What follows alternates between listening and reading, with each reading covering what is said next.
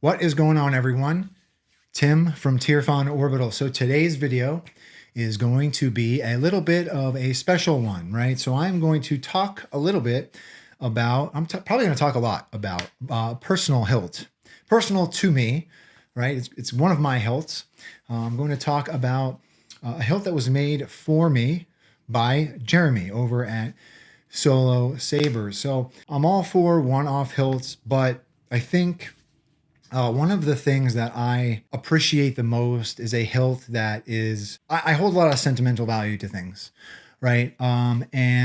This hilt really means a lot to me. It meant a lot to get something that was handmade by Jeremy.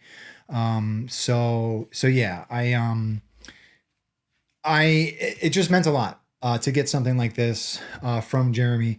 A little bit of a history lesson about Jeremy and myself. So I didn't know anything about the custom saber install world until I happened upon Jeremy's YouTube channel years ago, right? So fast forward a couple of years, and now I've got a great friend in Jeremy. He's a fellow installer.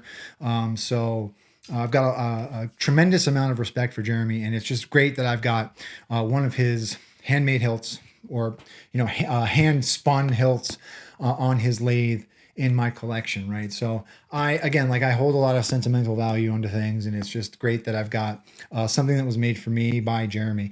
I think that it's really, really cool to see this progression in the world of saber installers, right? So sometimes you see folks just, they start off with installing, and then they get a lathe and they start making hilts, and they start, progressing, and it's cool. It's been cool to watch that progression with Jeremy, right? So I've watched him, up his chassis game, and now he's got a lathe. So he's upping his, not only his chassis game on his lathe, but he's actually making hilts. And this is it's an awesome hilt, right?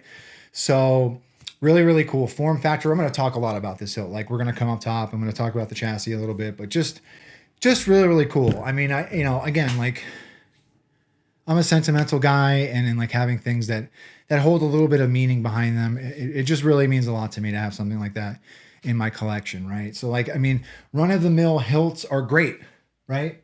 I mean, having replica hilts, film hilts, Canon hilts are awesome, but it's the one-off, hilts, especially the ones that were made by friends that mean a lot to me, right? And this has got Canon Y parts in it, and I am just a huge Canon Y guy. So yeah, just an awesome hilt, right? So I'm going to actually come into Shaper to talk about this chassis. This chassis was done all in Shaper. So I've talked about this process before. Typically with me, when I design my chassis, I do about 75 to 85% of the chassis in Shaper, and then I import it into Fusion as a step file to do the final like tweaks, maybe some embossing. I import it into Fusion and just finalize it there. With this particular chassis, I did everything in Shaper. So I'm just going to talk about the chassis in Shaper, and then we will come up top and do a demo. All right, so let's come into Shaper. All right, so a little bit of a different setup here. So here is the chassis that I designed for this hilt. This is a short guy, right? So given the space requirements on the inside of this hilt, I chose to go with an 18350 battery. So one of the things that I have not talked about a lot is the fact that 18350s do not get enough love. Like, personally, for me, right, I'm not taking these hilts to cons. I'm not using them for more than 30 minutes usually, right? I'm not using them for more than an hour. So an 18350 for me is usually just fine. And you can get away with a lot more, you can get away with a lot more space-wise when you're doing 18350 builds. Like, for example, the Raxus that was just done, the Taco Shop chassis that was done with the Raxus from CCsabers. That was an 18350 build, and they were able to fit, a spinning plasma gate crystal chamber in that. So I'm fine with having an 18350 battery, and that is what I did with this one, right? So I've got an 18350 battery here. Here is my battery tray. Negative side up orientation. I do have a kill switch here fully enclosed 28 millimeter speaker. That's another thing that I really, really appreciate about this build. 28 millimeter speaker, so this thing screams. Proffie board sits around back, and that is it. Really, really simple build. I didn't put any blinkies. I didn't get crazy with like accent strips.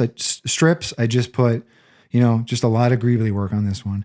I was talking to a friend about this the other day, actually. For me, personally, I feel like I have set, not just me, but like some of myself and some of my fellow installers, we have set this precedent that, you know, you've got to put blinkies all over everything. And personally for me, like, I mean, blinkies are great and they do look cool, but like for me, I would rather my chassis look like more like a functional part of the lightsaber. Like maybe having one or two blinking LEDs is cool. But like going all out and having like, like, you know, accent pixel strips and rings and all that stuff. Like for me personally, I just like a very simple chassis, and that's what I did with this one, right? I kept it very simple. So anyhow, let's come up top and get a closer look at this hilt because it is really, really cool, right? So let's come up top. So here it is, right? Jeremy did not give this thing an official name. I'm going to call it the Solo Canon Y. I think I called it the Solo Canon Y Scrap or Speeder. To me, this kind of looks like a speeder. It's got a speeder form factor. It's short. It's stubby. I really, really love the profile of this. I love the way, I like that it's short. But yeah, look at all of these Canon Y goodies, right? So I actually sent Jeremy this Canon Y Flashgun assembly, right? So I sent him the grip.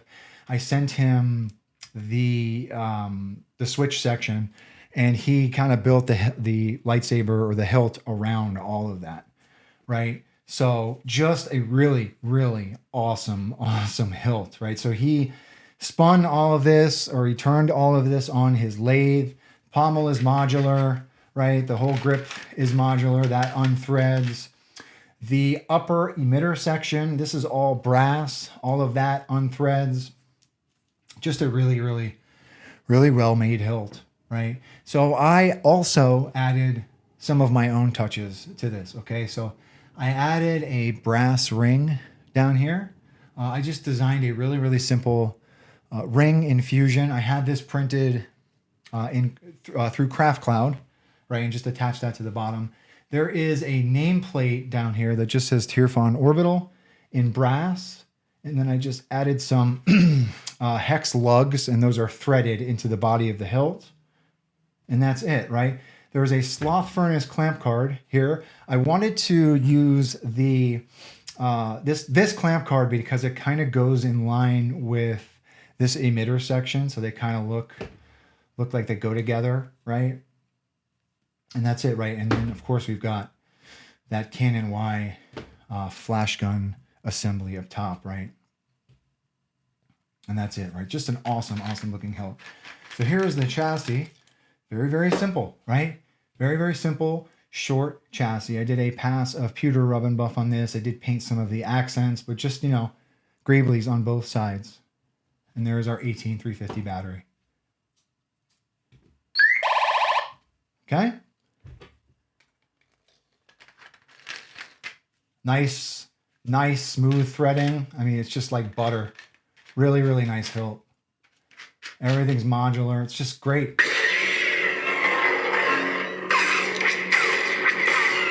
And of course, I wired up the this Canon Y switch assembly, obviously. I love wiring these up to work, right? So let's come down to the bottom. All right, so another thing that I love, obviously, right? I think Jeremy knows that I'm a huge fan of 7/8 inch blades. So Jeremy made this a 7/8 inch blade holder, right? I'm going to use my 7/8 inch demo blade. I think I'll set this up with dual phase.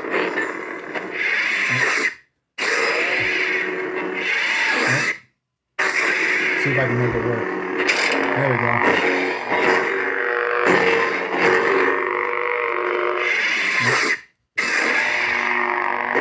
There we go.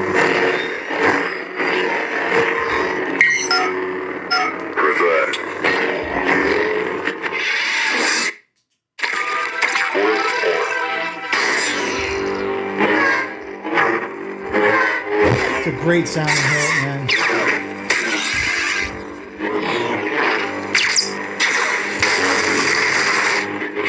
Wonder what else I put on here.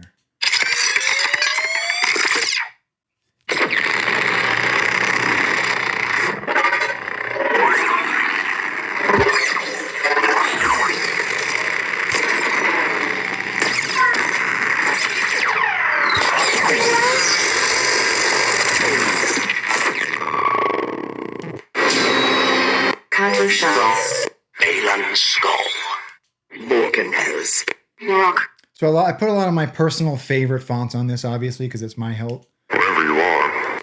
Ahsoka Tano, Ezra Bridger. A lot of K-Sith on here, a lot of Kyberphonic, obviously. Sabine Wren. What's this? This is an N1 star.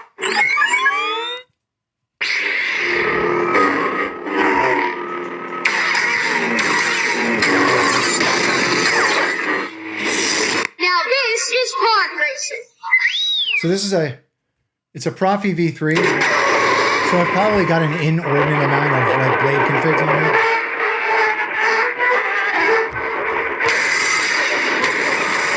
Great hilt, man. I love this thing. So that's it, right? I'm not going to talk about my personal hilt for too long, but this means a lot to me, right? So I've said this before at the top of the video. I'm a big sentimental guy, and things like this really, really mean a lot to me. So this will obviously have a permanent home in my collection. It actually sits on my desk. I play with this one the most. It is one of my daily drivers. It's a great looking hilt. It's a great feeling hilt. It's a great sounding hilt. And the fact that it was made by a friend means even more to me, right? It's just a great hilt. So anyhow, thank you for watching. Thank you for listening to me talk about one of my hilts. And that's it, right? So that's all I've got. Thanks for watching. And with that being said, may the force be with you always. Have a good one, everybody.